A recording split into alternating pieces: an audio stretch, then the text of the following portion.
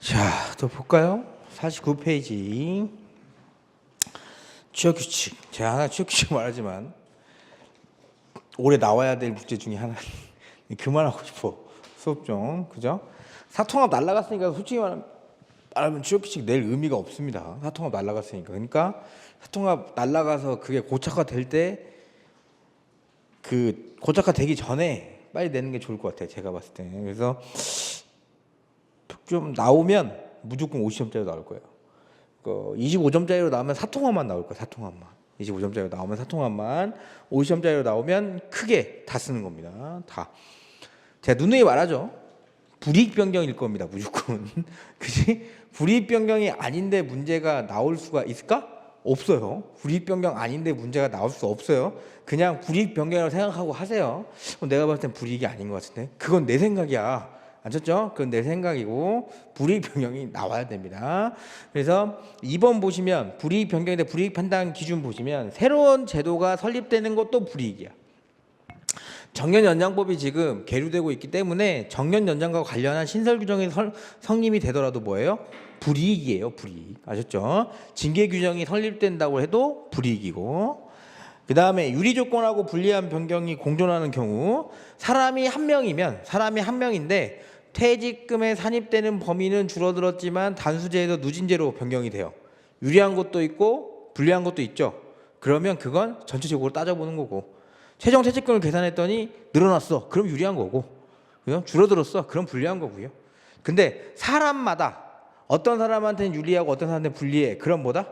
그냥 불리합니다. 그럼 아셨죠? 왜? 그 사람한테만 불리하니까. 취업규칙은 획일적으로 적용이 돼야 되니까 그렇습니다. 그래서 양가로 2번, 양가로 3번, 양가로 4번은 결론 잘 파악하셔야 돼요. 이거 꼭 써야 돼요. 왜 그러냐면 우리 문제에서 어쨌든 불이익 판단하라고 나올 거예요. 25점짜리로 나오면 불이익 변경이라고 나올 거예요. 그러면서 안 써도 돼. 아셨죠? 그럼 안 써도 돼요. 그래서 그렇게. 그 다음에 어떻게 해야 돼? 동의 받아야 돼. 동의 주체 찾는 겁니다. 동의 주체. 원칙은 뭐예요? 원칙을 절대 까먹으면 안 돼요. 여기서 동의 주체, 동의 방법 다 원칙이 있거든요. 근데 여러분이 원칙은 빼먹고 찾고 판례만 계속 보는 거야. 판례는 원칙적인 거에 예외니까 판례가 나온 거예요. 다. 그래서 동의 주체 원칙은 뭐야? 전부 다 받아야 돼요. 그죠? 근데 근로조건이 완전 이원화가 돼 있으면 뭐다? 따로따로 받아도 되지만 원칙은 전부 다. 그 전부 다의 범위에 뭐도 그 적용이 예상되는 집단의 경우에도 포함시키는 겁니다. 아셨죠? 동의 방법, 원칙은 뭐예요? 과반 노조가 있으면 걔네입니다. 걔네. 없으면 근로자 과반수 동의고요. 아셨죠? 과반수 동의고요. 그럼 과반수 동의를 얻는데 51페이지 반가로 3번처럼 노사협의의 의결로 대체할 수 있느냐? 그죠? 노사의 의결로 그 전에 이거 봐야겠구나. 이건 좀 보죠. 원칙 보세요. 원칙. 동의 방법은 어쨌든 집단적 동의가 제일 좋아요. 다 모여가지고 일일이 물어보는 게 제일 좋은데 문제는 뭐예요? 그럴 수가 없잖아. 우리가. 그러니까 회의 방식을 취하자 이겁니다. 근데 회의 방식인데 어떤 회의 방식이냐? 기구별, 단위, 부서별로 모여도 된다. 대신에 뭐는 없어야 된다. 사용자 측의 개입이나 간섭은 배제되어야 되지 않겠느냐. 그리고 나서 의견 교환하고 찬반 의견 집약해서 전체적으로 취합하면 되지 않겠니. 그죠?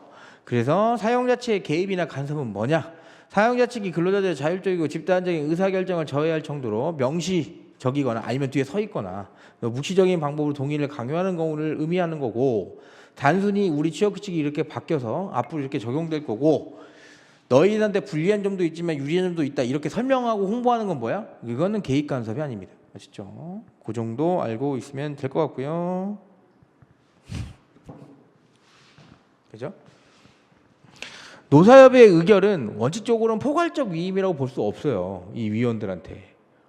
그죠? 그래서 밑에 보시면 근로자 위원들이 퇴직금 규정에 개정에 동의를 함에 있어 사전에 근로자들이 대표하는 각 부서별로 근로자의 의견을 집약 및 취합하여 그들의 의사표시를 대려 동의권을 행사했다고 볼 만한 자료도 없다면 근로자 위원들의 동의를 근로자들의 동의라고 볼 수 없겠죠. 노사협의회는 안 돼요. 그래서 뜬금없이 노사협의회가 나올 수도 있어요. 그럼 노사협의회는 안 돼. 원칙적으로 안 돼요. 그죠? 왜? 포괄적 위임을 한 거 본 적이 없으니까. 그죠? 제가 시험을 낼 것 일기에 아마 냈을 텐데 이렇게 뭐 각자 위원들한테 문자 보내가지고 동의받은 거 효력 없었죠? 그죠? 그렇게. 그래서 노사협의가 나오면 요 반가로 3번 써줘야 됩니다. 5번처럼 동의를 못 받았다 취업 규칙 어떻게 된다 이것도 원칙이 제일 중요한다고 그랬어요. 안 됩니다. 효력이 없어요. 효력이 없는데 야 이거 너무 효력이 없으면 이게 좀 안 되는 거 아니야 해가지고 넘어가세요. 52페이지 뭐 사회통상 합리성이 있는 경우 인정해줘야 되지 않겠니 이런 겁니다. 그러니까 법을 위반했는데 좀 봐줘라 이거죠.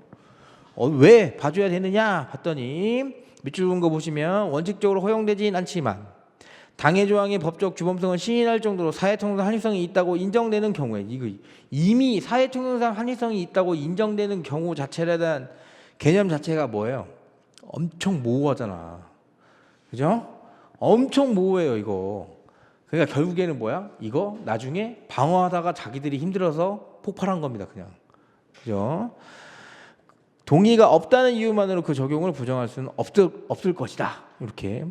그래서 그러면 이 사회통상 합리성이 판단을 어떻게 하는 거니? 봤더니 이것도 추상적이야. 잘 봐.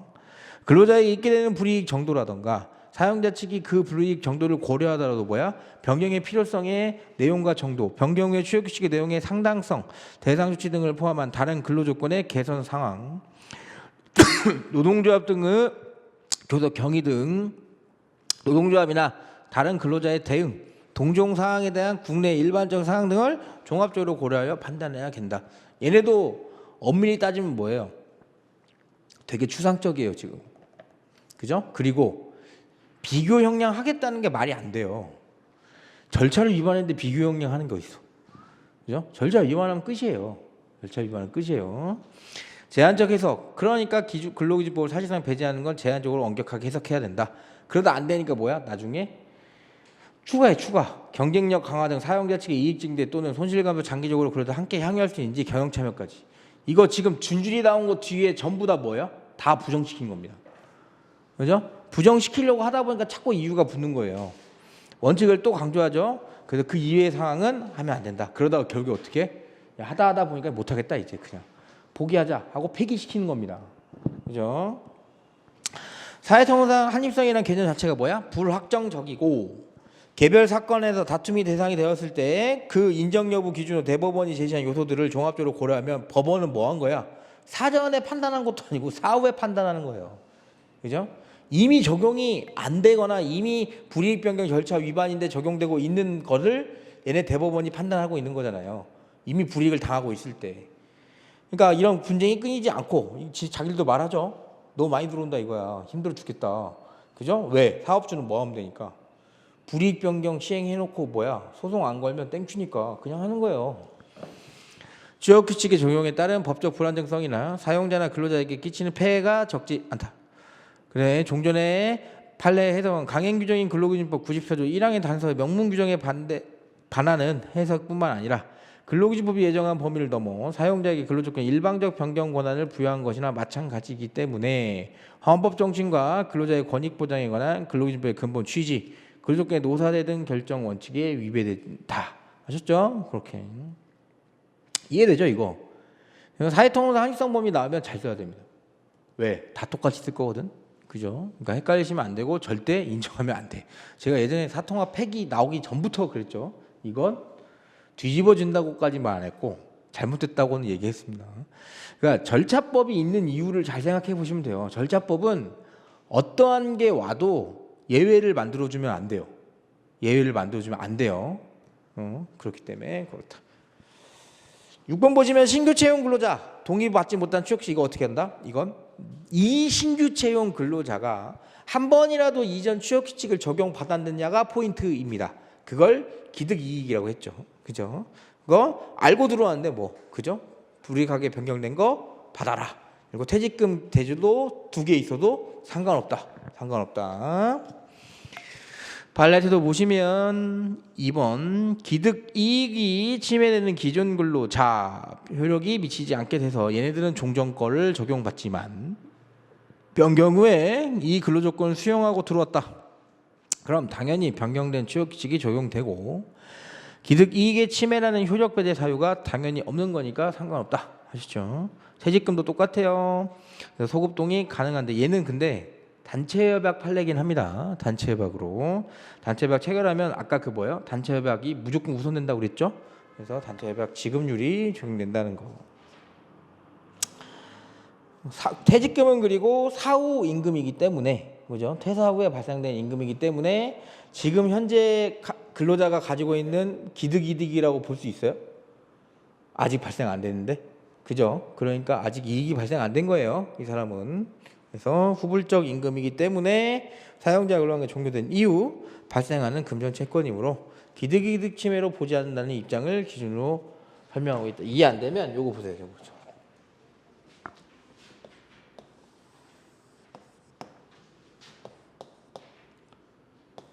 A 근로자가 있고 B 근로자가 있다고 봅시다.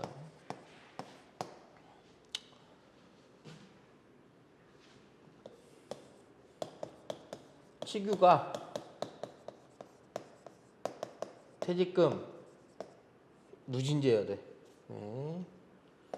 누진제에서 단수제로 변경돼서 결론적으로 퇴직금이 하락합니다. 만약에 이렇게 됐어요. 그러면 A라는 근로자는 C 근로자도 나와겠구나. 이렇게 봅시다. 여기가 B, 여기가 A. A 근로자는 취업규칙 불이익 변경이 변경되기 전에 퇴사를 했으니까 얘는 그냥 누진제 적용되는 거죠. 근데 얘가 문제인 거야, 얘가. 왜? 입사와 동기인데 얘는 퇴사를 하면 퇴직금 누진제 단수되면 불이익 변경이지 않냐. 그래서 나는 과거 취업 규칙인 누진제 적용을 받겠다 이렇게 주장하는 거라고. 가능해요? 불가능해요. 그죠? 우리 판례에도 그렇지만 일단 1번 단체 협약으로 체결한 건 맞아요. 이것도 여기 이 판례의 사안에서는. 이것보다 더 중요한 건 퇴직금은 아직 발생되지 않았어요. 그죠? 그러니까 얘한테 뭐야? 기득 이익이 아닌 겁니다. 기존에 가지고 있던 이익이. 고말을 써놓은 겁니다. 고말. 그래서 그죠. 그래서 관련 문제도 한번 읽어보시면 돼요. 관련 문제 이거 그거예요. 외형상 그 소정근로 시간을 줄여가지고 원래 일하는 시간 그냥 계속 그대로인데 소정근로 시간을 찍어서 뭐야? 최저임금만 맞춘 거죠. 그거 취업규칙 변경 당연히 안 되지. 그죠? 법을 위반하면 안 된다고 그랬습니다. 법을 위반하면. 그래서 그렇게. 55페이지 보세요. 평균임금. 제가 누누이 말하지만 여기 근로의 대가에 대한 이 판례는 당연히 아셔야 되고 요 판례 대신에 뭘 암기하시면 좋냐면 57페이지에 2번 판례가 더 좋아요. 57페이지 2번 똑같은 판례인데 그래서 그거를 더 암기해서 활용하시면 좋을 것 같아요. 그래서 그 판례 쓰시면 되고 복지 포인트에 대해서 제가 좀 말씀드리고 싶은 게 있다고 그랬어요. 복지 포인트가 만약에 여러분이 시험 보는 와중에 고등법원에 걸려있는 2개의 회사 삼성전자 말해버렸네. 거기께 만약에 고등법원 판정이 나면 그거 보여드릴 겁니다. 그래서 결론이 원심에서는 둘 다 달랐기 때문에 고등법원에서 하나로 취합될 가능성이 커요. 하나로 취합되면 대법원도 그대로 따라갈 거야 거의. 그러면 시험 문제 아직까지 우리 시험이 고등법원 판례까지는 안 나와요. 고등법원 판례까지는 안 나오지만 어쨌든 알아는 둬야 됩니다. 알아는. 그래서 현재 어쨌든 복지 포인트 현재 나와 있는 거는 기준이 선택적 복지 제도에 한정하는 겁니다. 선택적 복지 제도. 그리고 이 선택적 복지 제도를 어쨌든 뭐예요? 임금으로 보진 않아요. 그죠? 뭐 남한테 줄 수 있다거나 그래야 되는데 그게 아니고 그냥 소멸이 돼 버리니까. 그래서 우선은 임금으로 보지 않지만 임금으로 보는 원심 판단이 몇 개 있어요. 그죠? 그러니까 이게 고등법원까지 되면 그때는 한번 정리하도록 하겠습니다. 근데 현재는 선택적 복지 제도는 우선은 복지 포인트는 인정 안 된다. 2가지 양도 가능성 있는지 보는 거고 소멸하는지 보는 거고 그러면 안 된다. 현금으로 전환할 수 있는지 못한다. 그럼 아웃이야. 아셨죠? 그래서 양가로 3번 뭐 근로복지 기본법도 있긴 한데 뭐 이것보다 중요한 건 지금 계류되고 있는 고등법원이 더 중요하다고 생각합니다. 저는. 그래서 그렇게 경영성과금은 따지고 말고도 없이 그냥 임금입니다. 여러분. 문제가 그냥 경영성과금 나오면 그냥 임금이에요. 그리고 통상임금이냐 아니냐 그거는 따져봐야 되고. 그죠? 저희가 문제 풀어봤던 것 중에 뭐냐면 기본적인 거니까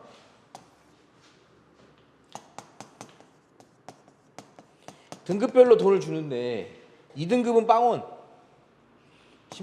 10억 20억 뭐 내 돈도 아닌데 막 줄까? 40억 막 이렇게. 그죠? 그럼 여기는 통상임금 있어요?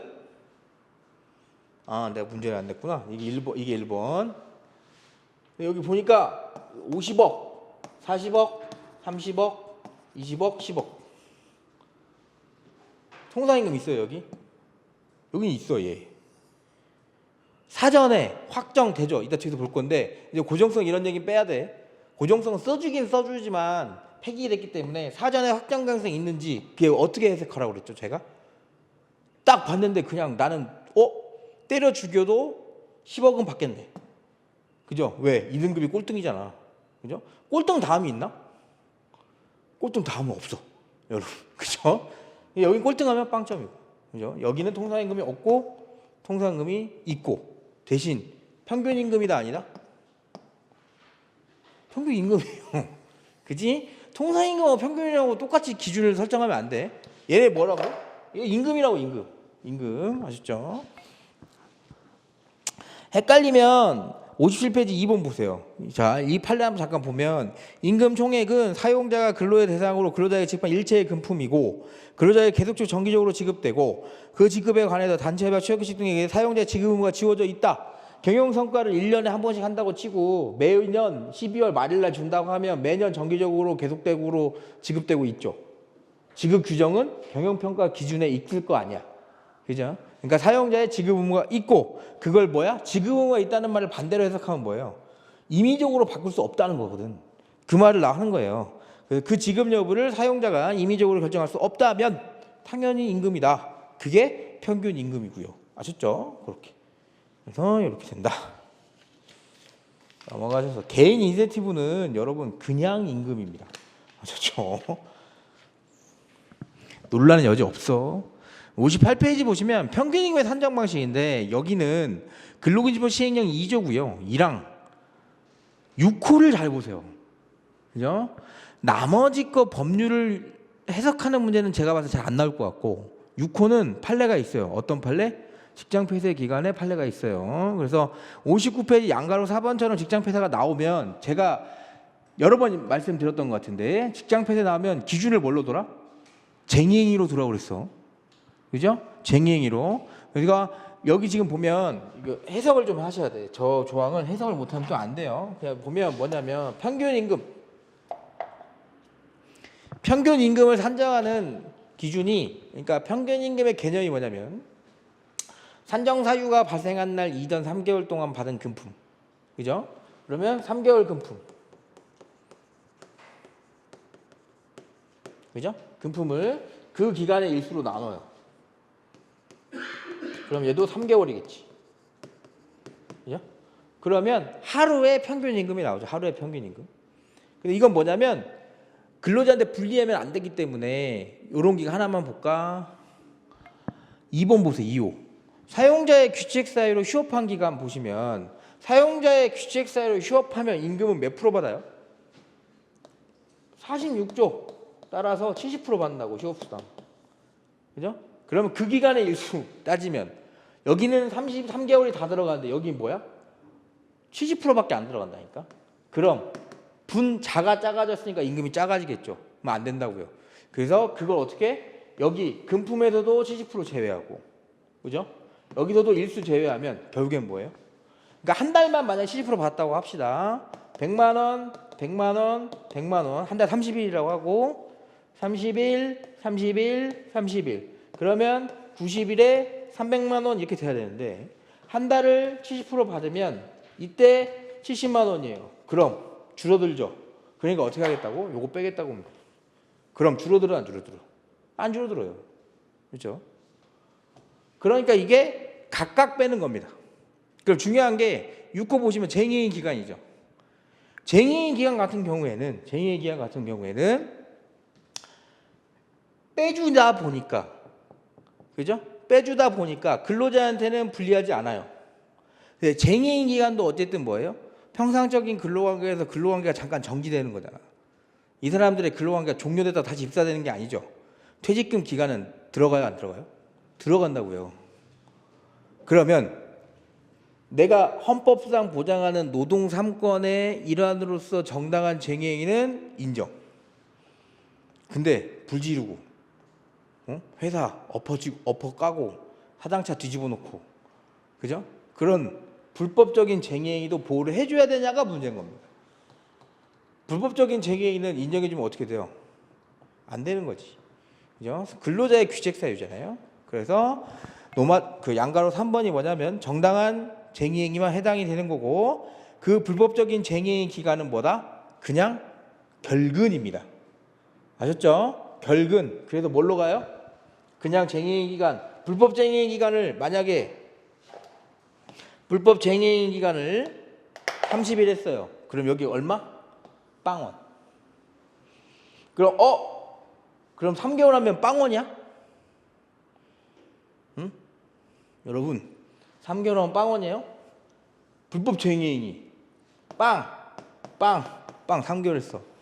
그러면 나 20년 일했는데 여기 90일 들어가고, 먼저 빵원이죠? 퇴직금 빵원. 웃지만 말고, 자, 우리 말해봐야 돼요. 웃지 말고, 자, 빵원? 맞아, 빵원. 그러면 저 정답을 빵원 딱 쓰면, 그러면 내년에 다시 종합반을 다시 막 들여다보고, 쓰리바를 뭘 사야 되나 또 보고, 그죠? 실리운동으로 이사를 와야 되나, 그죠? 그것도 봅니다. 근로기준법 2조 2항에 뭐가 있죠? 보시면 59페이지 보세요. 2조 2항. 통상임금보다 적으면 통상임금으로 평균임금을 합니다. 그러면 이 사람은 평균임금이 빵원이라는 거지, 통상임금이 빵원이라는 얘기는 아닙니다. 통상임금으로 가야 돼요. 그래서 빵원이 나올 수가 절대 없어요. 아셨죠? 빵원이, 시험 문제를 풀었는데 내가 빵원이 나왔다 그러면 정신 차리고 다시 보세요. 빵원은 나올 수 없어. 아셨죠? 자, 우리가 상식적으로 생각해 보세요. 아까 외국인 판례에서 봤지만 이미 형성된 근로관계는 사라지지 않아요. 내가 10년 일했는데 나 1년 동안 불법 쟁의행위 했다고 해서 빵원? 9년 동안 일한 건 사라져? 그러면 말이 안 되잖아. 그죠? 그렇게 되는 거예요. 그래서 양가로 4번 직장폐쇄 기간은 뭘로 본다? 쟁의행위 기준으로 본다. 쟁의행위 기준으로 본다는 거. 그래서 그거 체크해 주시고, 평균임금을 산정할 수 없는 경우인데, 이거는 이 문제 나오면 결국에는 시행령 사조를 꼭 써야 됩니다. 근데 시행령 사조 잘 쓰셔야 되는 게, 엄청나게 차이가 나야지 시행령 사조 들어가는 거예요. 엄청나게 차이가 나야지. 자, 어떤 경우여야 되냐면, 난 기본급이 200이고 인센이 내가 판매한 거에 50%를 받아서 한 달에 1,000만 원이야 만약에. 아니면 빵원일 때도 있고 갭이 이만큼이라고. 그죠? 근데 이 사람의 어떤 사유 때문에 평균임금을 산정할 수 없는 경우가 된 거예요. 만약에 뭐 본인이 아파서 휴업을 했다거나 그러다면, 아니면 저렇게 해도 돼요. 3개월 동안 뭘 해가지고 빵빵빵이 200 이렇게 된 거지. 기본급만 받은 거예요. 영어를 못해서. 그럼 90일. 그죠? 그럼 뭐예요? 평소에 받던 1,200만 원보다 훨씬 줄어들었지.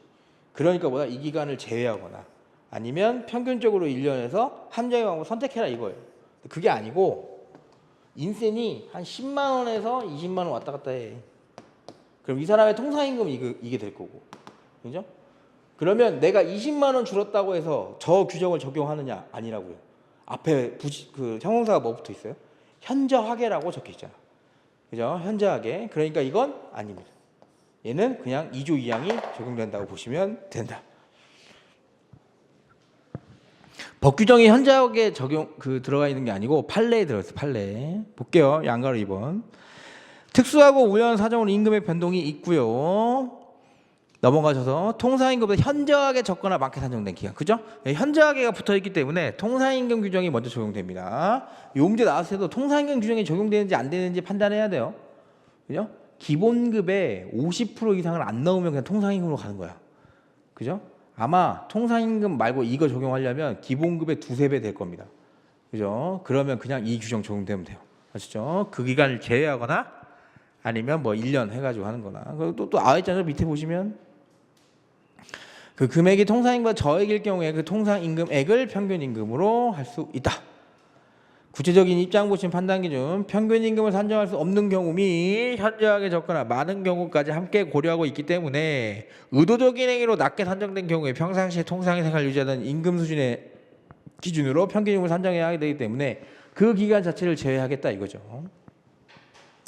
현저하게 많게 산정된 경우 보세요. 밑줄은 거. 의도적인 행위로 현저하게 많이 지급된 건과 그와 관계없이 지급된 임금 항목이 혼재되어 있다면 이거 택시기사 판례 말씀드렸었죠. 그죠?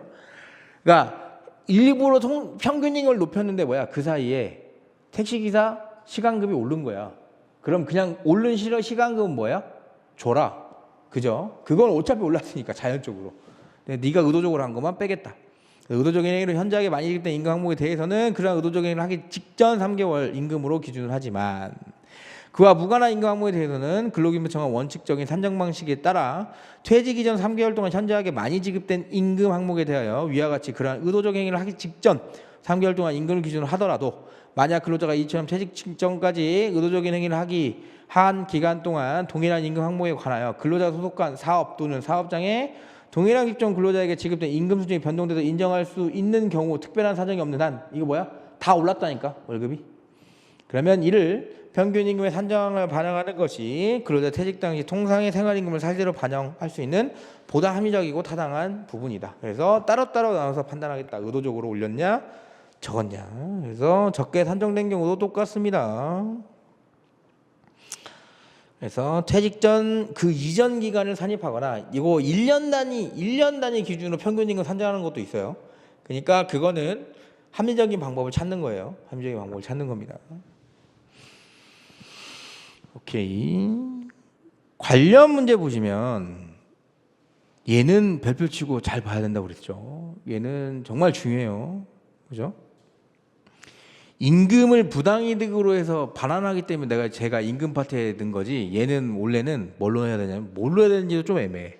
그러니까 왜냐면 승진이 취소된 거니까 뭐 징계로 부는 것도 좀 애매하잖아요. 그 솔직히 말하면 어디다 넣어야 될지 몰라서 넣은 거예요. 그죠? 징계도 아니고 대기 발령도 아니고. 그죠? 이거 아시는 분은 아시겠지만 얘 그거죠. 승진을 했는데 그 승진에 엄청난 흠결이 있었던 거예요. 그래서 그 승진이 무효가 된 거예요. 근데 여기는 승진하면 승진에 따른 직급수당을 줬어요. 뭐 한 달에 100만 원씩. 그럼 승진이 취소됐어. 그럼 뭐야? 승진 때문에 돈 받은 건 어떻게 해야 돼요? 토해내야겠죠. 자, 그림 잠깐 보면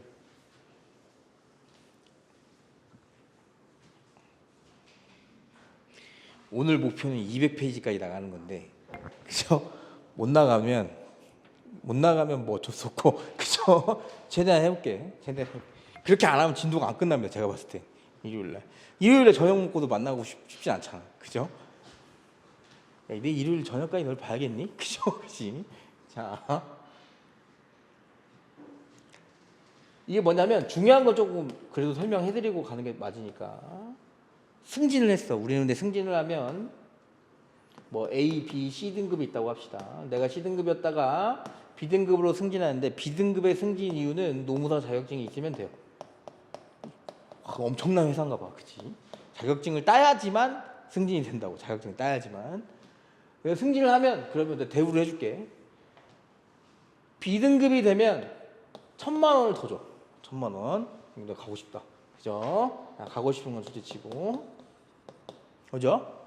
그래서 승진을 하기 위해서 갑이라는 친구가 노무사 자격증을 공부합니다. 그래서 제가 시험 보고 나왔는데 느낌이 수석이야 이건. 합격을 하는데 1등으로 하느냐 2등으로 하느냐의 문제인 것 같아.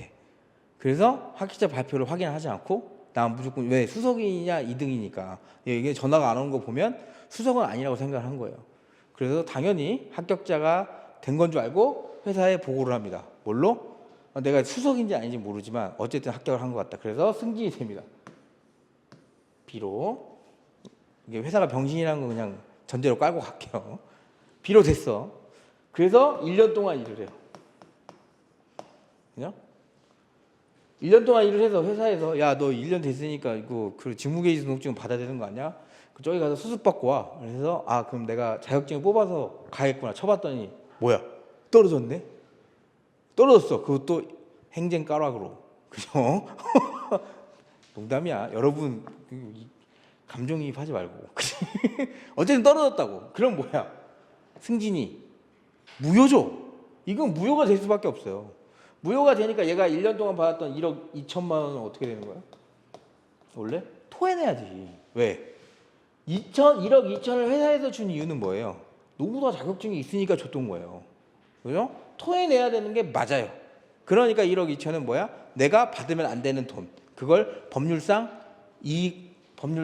원인 없는 급여잖아요. 그러니까 안 된다고. 회사한테는 손해, 나한테는 이득.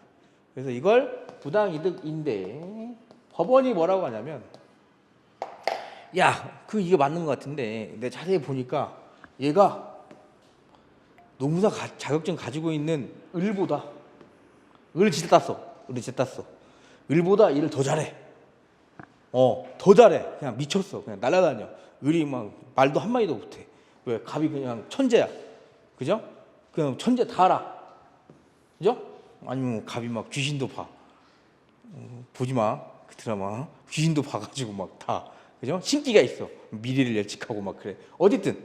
그래서 갑이 일을 훨씬 잘했다면, 그리고 업무에 대한 변화도 있었다면, 이걸 꼭 부당이득으로 봐야 되겠느냐라는 문제가 있는 거예요. 아시죠? 고팔래요. 그래서 보시면 원칙은 반환해야 됩니다. 아셨죠? 승진 발령이 무효임에도 승진 발령이 유효함을 전제로 승진된 직급에 따라 계속 근무하여 온 경우 직급 상승으로 상승한 임금 부분을 부당이득으로 반환해야 되는지 이유. 그러니까 직급 상승만을 이유로 돈이 나갔다면 반환해야 되지만 그게 아니고 직급 상승으로 하는 일도 바뀌었고 권한과 책임도 다르고 그죠? 능력도 출중했다면 그건 얘기가 달라진다 이겁니다. 밑줄 친 거 보세요. 승진 전후 각 직급에 따라 수행하는 업무의 차이가 없어. 승진 후 근로의 가치가 승진 전과 견주어 실질적 차이가 없음에도 단지 직급의 상승만을 이유로 임금이 상승한 부분이 있다면 근로자는 그 임금 상승분에 상당의 이익을 얻었다고 볼 수 있고 승진이 무효인 이상 그 이득은 근로자에게 법률상 원인 없이 지급된 것으로 부당이득으로 사용자에게 반환해야 한다. 아셨죠? 여기서 승진 전후 제공된 근로의 가치 사이에 실질적인 차이가 있는지는 제공된 근로의 형태와 수행하는 업무의 내용, 보직의 차이의 유무, 직급에 따른 권한과 책임 정도 등 여러 사정을 종합하고 객관적으로 평가해서 판단해야 된다. 아셨죠? 이렇게 보셔야 됩니다. 그래서 2번은 한번 읽어보시면 되고 3번도 이제 무효되면 소급표가 발생한다는 거, 그죠? 처음부터 없었던 것처럼 해야 되죠. 이해되죠 이거? 이거 되게 중요합니다. 얘는 빨리 나와야 돼요. 얘는 아니면 조금 늦으면 매각일어금처럼 좀 약간 계륵 같은 존재가 될 수가 있어가지고 그죠? 좀 특이한 판례긴 하죠. 통상임금 누구나 다 생각하는 슈퍼 초특급 A급이지. 제가 봤을 때는 안 나올 것 같아 느낌이. 그러니까 이게 내 느낌이야. 왜냐하면 아직 정립이 안 됐거든요. 그래서 아직 정립이 안 돼서 안 나올 것 같기도 한데 왜냐하면 지금 통상임금은 문제 내면 전부 다 고정성을 쓰긴 써야 되잖아요. 통상임금 문제 고정성 써야 되잖아. 어쨌든. 근데 고정성을 폐기됐다고 하는데 이게 학설의 견해가 확 날려요. 폐기됐다는 견해랑 폐기되지 않았다는 견해가 확 나뉘기 때문에 지금 이게 좀 논란이 됩니다. 교수님들의 평성이나 이런 걸 봐도 이걸 폐기된 것이 아니고 그냥 시행령 6조의 원문 해석을 한 번 더 해준 것뿐이다. 이렇게 하는 견해랑 아니다 이거 폐기됐다. 고정성은 필요 없다. 이렇게 하는 견해가 나뉘거든요. 그래서 이게 조금 정리될 때까지 좀 필요하지 않을까 싶습니다. 그래서 통상임금 보시면 어쨌든 근로기준법 2조 시행령 6조에 있고요. 정기성, 일률성, 고정성 그리고 이번에 소정근로 대가성 꼭 써야 됩니다. 넘어가셔서 정기성, 일률성, 요거 고정성 개념 꼭 써야 돼요. 까먹으면 안 돼. 요거는 똑같이 써야 돼요. 고정성 폐기된 거 제가 오늘 나눠준 참고자료 있는데 거기 잠깐 보시면 그러니까 고정성의 개념을 어떻게 했냐면 일정 근무일수의 충족이라는 조건 성취 여부가 불확실한데 그걸 고정성이 부정된다고 판단했어요. 그러니까 재직 중인 근로자 보시면 어떤 거냐면 이걸 그냥 사례를 틀어놓고 보시죠.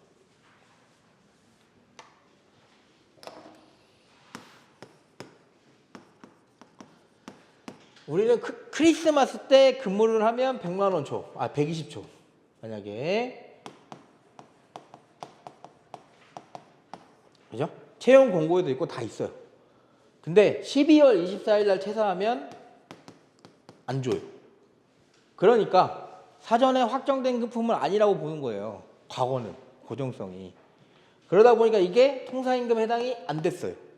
근데 폐기를 한 건 뭐예요? 야, 그런 거 갖다 붙이면 안 된다 이거지. 사전에 이미 확정됐다는 거는 뭐냐면 사전에 예측할 수 있는 예측 가능성하고 명확성만 있으면 인정해줘야 된다 이거예요. 그래서 어떻게 하는 거예요? 예?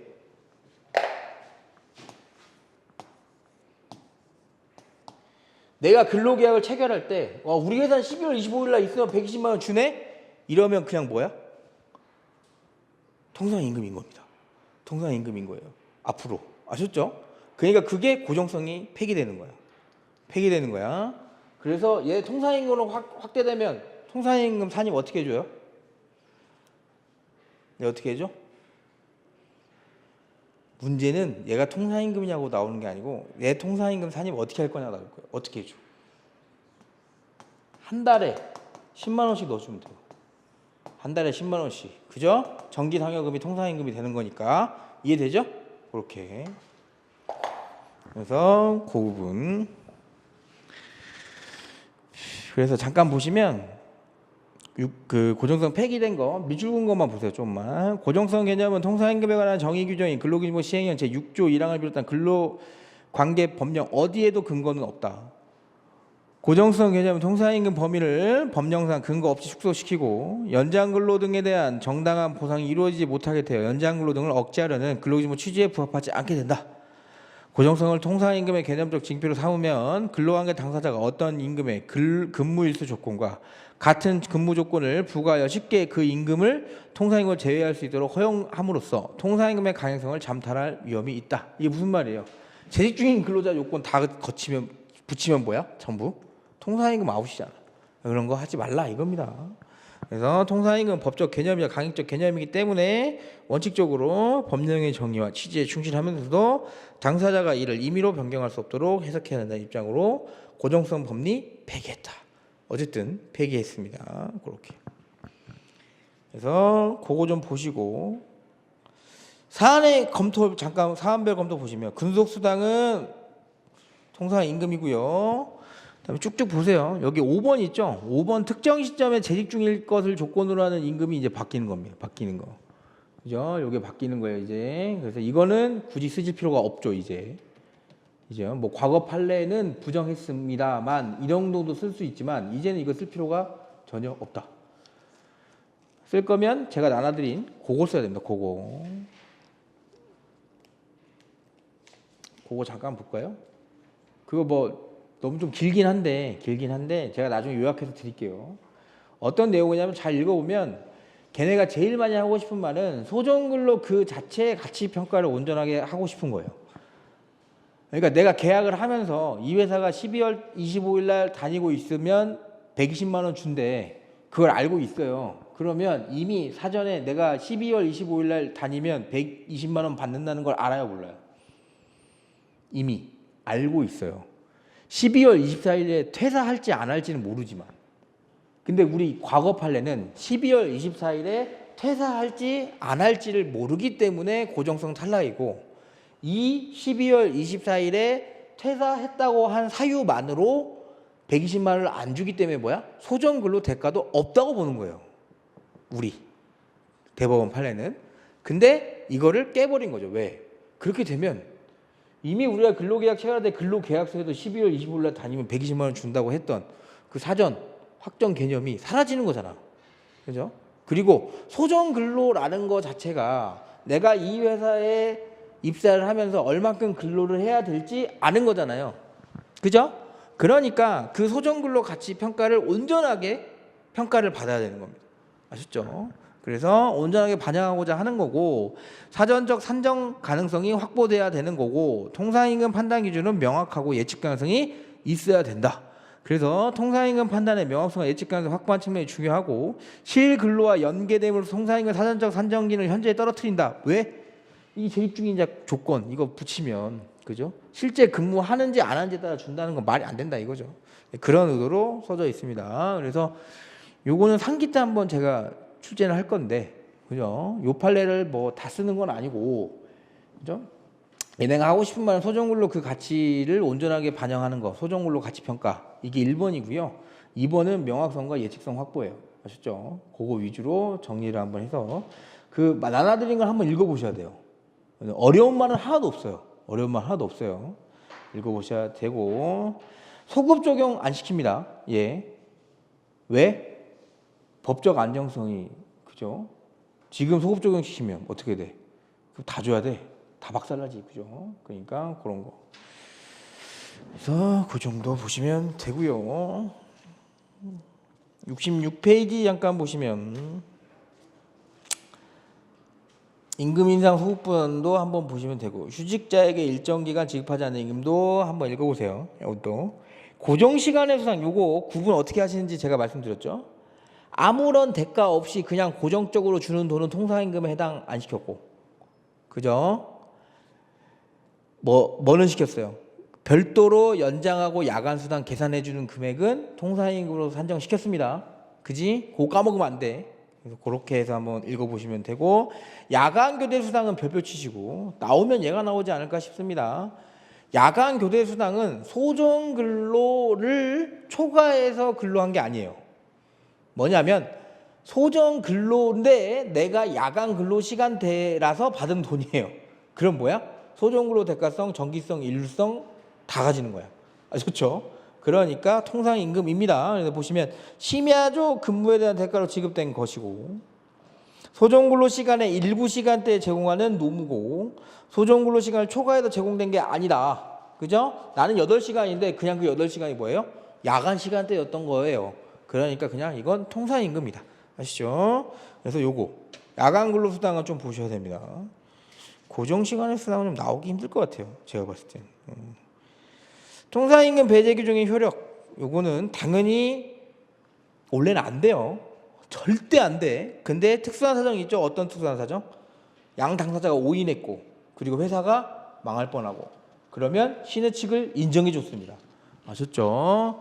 그래서 밑에 67페이지 양가로 3번 정도 보시면 오인한 나머지 했고 노사가 합의한 임금 수준을 훨씬 초과하는 예상 외의 이익을 추구하고 사용자에게 예측하지 못한 새로운 재정적 부담을 지우기 때문에 중대한 경영상의 어려움을 초래하거나 기업의 존립을 위태롭게 한다면 근로자 측의 추가 법정 부당 청구는 신의 측에 위배돼서 받아들일 수 없다. 이건데 느낌이 어때요? 곧 이것도 깨집니다. 제가 봤을 땐.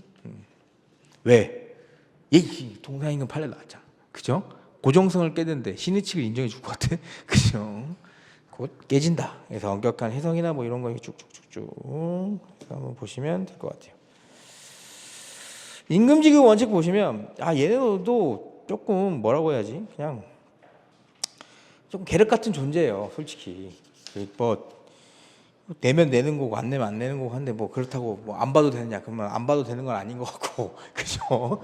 그래서 이거는 구분을 잘 하셔야 돼요. 주인공이 3명인데 그 주인공 친구가 누구랑 붙어 먹었느냐에 따라 좀 달라진다고 그랬습니다. 그래서 노마자 2번 보시면 이게 제일 중요한 건 뭐냐면 43조가 제일 중요해요, 여러분.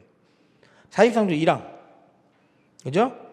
통화, 직접 근로자 그 전액 지급. 전액 지급의 판례는 나왔습니다, 한번.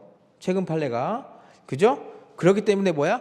법령이나 단체 협약 특별한 규정 없으면 절대 예외 없습니다. 예외는 뭐야? 상계야, 상계. 그죠? 우리가 뒤에서 발 상계인데 상계는 뭐죠? 뭐뭐 있죠? 동의받아서 하는 자발적 상계. 동의는 받지 않았지만 뭐예요?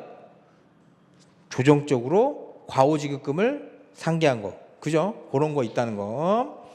그래서 노마자 2번 보세요. 임금 지급을 가름하는 채권양도 하면은 친구가 누구한테 있죠? 친구가 사용자한테 있어. 사용자가 가지고 있는 거야, 돈을. 그죠? 사용자 친구한테 돈 받을 게 있는데 사용자는 뭐야? 개털이야. 그래서 사용자 친구한테 가지고 있는 그 게임머니라던가 코인 이런 걸 준다고 얘기를 해놓은 거죠. 원칙적으로는 안 된다. 근데 뭐다? 내가 저걸 임금 대신에 받은 게 아니고 뭐다? 임금 담보 기준으로 받은 걸로 알고 있다면 뭐다? 무효행위의 전환법리가 성립이 돼서 인정해줬다. 아셨죠? 저도 빨리 나가려니까 힘드네. 자꾸 치고 나가야 되는데 자꾸 페이지가 60에서 자꾸 멈춰 있으니까 생각보다 제가 이거 하면서 뭐 타이트하게 나가는 건 좋은데 저가 되게 힘들 것 같다고 생각을 했거든요. 왜냐하면 제가 빡빡빡빡 치고 나가는 스타일이 아니에요. 나가다가 중간에 조금 이렇게 뭐 얘기도 좀 해주고 막 이런 스타일인데 어쨌든 좀 치고 나가 볼게요. 덕분에 뭐 새벽부터 이거 제가 오늘 새벽부터 해서 200페이지를 공부했기 때문에 나 오늘 해야 돼. 그렇죠? 그렇지? 나 오늘 그렇게 공부했기 때문에 해야 돼요. 그래서 이 무효행위 전환법리 138조는 꼭 써줘야 됩니다. 요거 노마자 2번 나오면. 그리고 노마자 3번은 뭐냐면 임금채권 양도에 친구가 누구한테 있는 거야? 친구가 근로자한테 있는 거예요. 그죠? 야, 내가 너한테 빚이 있는데 내 거 임금채권 네가 받을래? 그랬더니 이 친구가 오케이. 그럼 내가 사용자한테 달라고 할게. 그래서 사용자가 뭐라고 그래? 우리 너한테 못 줘. 그죠? 왜 못 주냐? 못 줘. 근로기준법에도 안 된대. 그랬더니 얘가 뭐라고 그래? 아니야. 양도 금지하는 법률은 없어. 그죠? 그래서 논의가 됐던 겁니다. 그래서 임금에 상당하는지 한번 보는 거고 넘어가셔서 직접 지급 원칙에 반해요. 그죠? 직접 지급 원칙에 반합니다. 그렇기 때문에 임금 채권을 양도한 경우를 할지라도 그 임금 지급에 관해서 양수인은 사용자에 대해서 임금 지급을 청구할 수 없습니다. 근데 또 원칙적으로 양도 금지하는 법은 없어요. 그러니까 대법원이 반대하는 의견이 뭐예요? 야, 어차피 넘겼으면 끝난 거다 이거지. 그죠? 양도하는 법률 규정 없는데. 아셨죠? 그러면 주인공이 바뀌었다 이거예요. 주인공이 바뀌었다. 근데 근로기준법은 뭐예요? 형사처벌이기 때문에 예외를 두면 안 됩니다. 아셨죠? 근로자에게 직접 지급하라고 했기 때문에 직접 지급해야 됩니다. 직접 지급해야 된다. 임금채권의 상량 이거 나올만 합니다. 얘는. 그죠? 근로자 동의로 인한 상계 가능 여부는 그 동의가 뭐 자유로운 의사에 터잡아서 받았느냐가 제일 중요하겠지. 그죠? 그래서 그거를 따져보면 엄격하고 신중하게 따져보면 되고 계산장 착오에 인한 상계 가능 여부는 동의받은 것도 아니고 그냥 사업주가 일방적으로 상계하는 거예요. 일방적으로. 그러다 보니 이건 뭐야? 특수한 요건이 있어야 됩니다. 어디에 있냐면 양가 1번 보세요.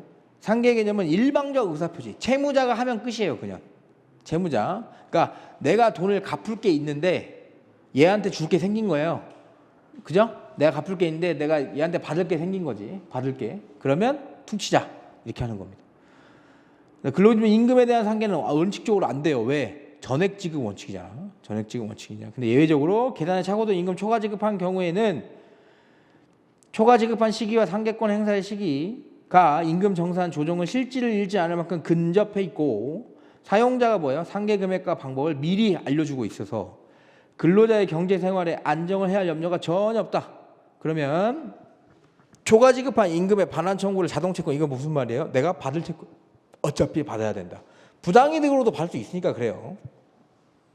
그래서 부당이득 반환 채권을 갖게 된 경우 이를 자동 채권을 해서 근로자의 퇴직금 채권과 상계한 때도 적용됩니다. 이게 근데 그 압류금지법에 제한이 있습니다. 임금 전액의 2분의 1을 초과하는 부분에만 가능해요. 아시죠? 임금 전액을 2분의 1. 임금 전액 지급을 강조한 입장 최근 판례가 있다는 거. 저 법령하고 단체 협약 빼고는 절대 인정하면 안 된다. 그런 판례가 있습니다. 상계 쪽은 한번 보시면 좋지 않을까 싶습니다. 실제 이 페이지는 뭐 이런 게 있다 정도만 알고 있으시면 되고요. 휴업수당도 뭐 이런 게 있다 정도만 알고 계시면 될 것 같고 이 74페이지에 어쨌든 이미 제3자에게 처분한 재산은 그죠? 임금채권 우선변제에 안 들어가요. 아셨죠? 그거 알고 계시면 됩니다. 그래서 이미 제3자한테 처분한 거는 안 되고 내가 저 건물을 사기 전에 이미 은행에서 잡고 있었던 부분에 대해서는 임금채권 안 들어갑니다. 그래서 양가로 3번처럼 74페이지 사용자가 재산을 특정 승계에 취득하기 전에 이미 다른 사람이 담보 설정한 건 뭐야? 그 사람 겁니다. 그 사람 거. 그래서 그렇게 3번 보시면 파견법 논점이긴 한데 파견사업주가 사용사업주의 귀책사유 무슨 말이에요? 사용사업주가 파견대금을 안 줬을 때 임금 체불하면 둘이 연대해서 책임하는 거예요. 아시죠? 연대해서 책임하니까 여기 75페이지 판례 보시면 사용사업주가 임금지급 의무를 부담하고 그에 따라 파견근로자와 사용사업주에 대하여 임금채권을 가지는 경우 파견근로자의 복지 증진에 관한 파견법의 입법 취지와 더불어 사용사업주가 파견사업주 연대하여 임금지급 의무를 부담하는 경우 임금지급에 관하여 사용자로 본다는 파견법의 취지에 따라서 근로자의 최저생활을 보장하려는 38조 2항 규정 취지를 고려하면 파견근로자의 사용사업주에 대한 임금채권에 관해서도 최우선 변제가 적용되는 게 당연하지 않겠냐? 이거 당연한 말이죠. 왜? 둘이 연대 책임하는 건데 그죠? 그래서 그렇게. 그랬더니 양가로 이번이 뭐라고 한 거예요? 우린 불법 파견이야. 그죠? 그랬더니 법원이 뭐라고 하는데 시끄럽다. 그렇죠? 시끄럽다. 그래서 읽어보시면 돼요. 동관 2번 3번. 그리고 양가로 3번은 뭐예요? 근로복지공단이 대신 그거 돈을 주고 국가에서 이제 사용사업자한테 구상권 청구하는 거죠. 그랬더니 그때도 주인이 바뀌었는데 임금채권 우선변제 순위에 들어가느냐? 들어간다. 그죠? 그래서 그렇게 양가로 3번 그렇게 중요한 건 아닙니다. 그래서 제가 좀 간략하게 설명을 좀 드릴게요. 대기 시간까지만 좀 볼까요? 대기 시간. 자, 대기 시간도 휴게 시간과 구별하는 거 관련해서 어쨌든 규정이 제일 중요합니다. 규정. 그래서 근로계약 내용이나 해당 사업장에 제공된 취업규칙 단체급여 규정, 근로자가 제공하는 업무 내용과 해당 사업장의 구체적 업무 방식, 휴게 중인 근로자에 대한 사용자의 간섭이나 감독 여부, 자유롭게 이용할 수 있는 휴게 장소의 구비 여부, 그 밖에 근로자의 실질적인 휴식이 방해되었거나 사용자의 지휘 감독을 인정할 만한 사정이 있는지와 그 정도, 그걸 종합적이고 개별적인 사안마다 따져봐야겠다. 이게 판단 기준입니다. 아셨죠?